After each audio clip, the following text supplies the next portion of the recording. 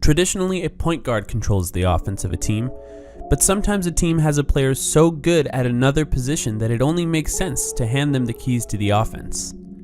In these cases, a player is usually so good at creating for themselves and others, it may not matter if they're taller or even slower.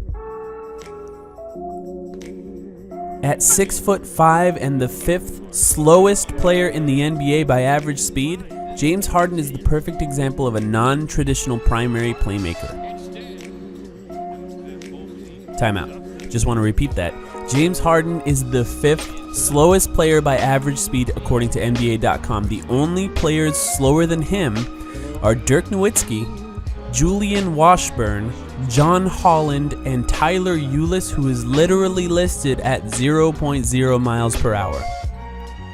But James Harden isn't slow by accident. He lures you to sleep with slow and intentional crossovers until you're caught between guarding the drive and guarding the shot. Then in an instant, he's either running by you or putting a step back in your eye. Harden is currently leading the league in points per game, and only 2 players all time have averaged more points than him. But he's also 4th in the NBA in assists. His ability to not only score but create for others is what allows him to have the ball in his hands more than any player in the NBA. Devin Booker came into the league as a spot-up shooter, but it quickly became clear that he was so much more than that. He clearly liked having the ball in his hands, and his ability to create for himself, whether it be from mid-range or at the rim, was much better than advertised. In 2018-19, Devin Booker is in the position of being a non-point guard primary playmaker for the Phoenix Suns. We could do an entire video on the point guards that the Suns let slip from their grasp, but the gist of why he's a primary playmaker boils down to 2 reasons.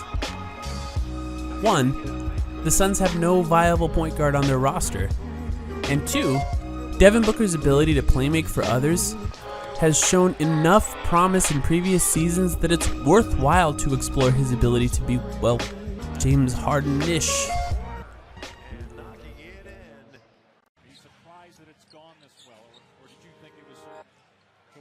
Now, I will say asking whether or not Devin Booker can be James Harden during this historic season is a lot like asking whether or not DeAndre Ayton could be Wilt Chamberlain, but I think it's fair to talk about what Harden is good at and whether or not Devin Booker can be something similar.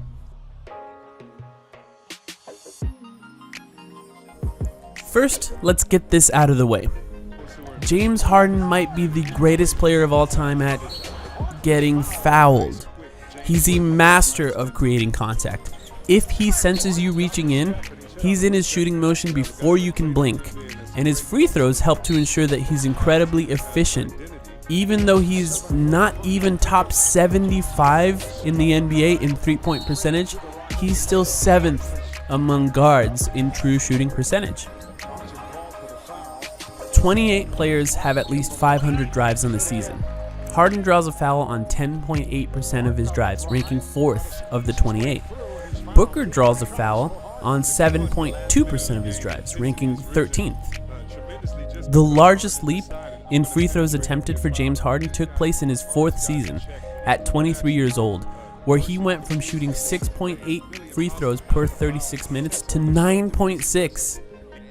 Devin Booker, who's in his 4th season at 22 years old, is shooting 6.4 per 36 minutes, similar to the 6.8 James was shooting at his age. Devin has made an improvement in attempted free throws in every season of his career, and has made an art of driving left and rising up with his right arm in the chest of a defender to get free points. Booker has the ability of getting fouled because he's fast, he can handle the ball, and he's smart. But to say he can get fouled like Harden, the Picasso of contact, the Banksy of free throw attempts, it's unlikely. But next season will definitely shine a light onto whether or not Devin Booker can be anywhere near as effective at getting to the line as James Harden is. James Harden is also very good at shooting three-pointers off the dribble. 28 players have attempted at least 300 pull-up shots on the season. Harden's effective field goal percentage of 54.1% ranks 3rd, just behind Steph and Kyrie.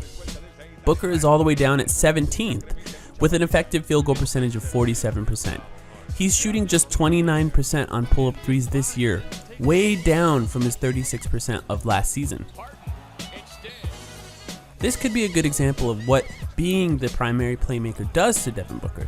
It doesn't always increase his efficiency. When Devin Booker catches and shoots, he shoots 37%, but he only has 125 catch and shoot attempts this season, less than Kelly Oubre, TJ Warren, or even Mikal Bridges. Harden has 38 catch and shoot attempts this year, and is only converting at 30% of these catch and shoot attempts. Not very good. It's an interesting difference in their games. Can Devin Booker improve his off-dribble three-point attempts in order to become the type of player that James Harden is, or is he more destined to be an off-ball player who catches and shoots? Time will tell.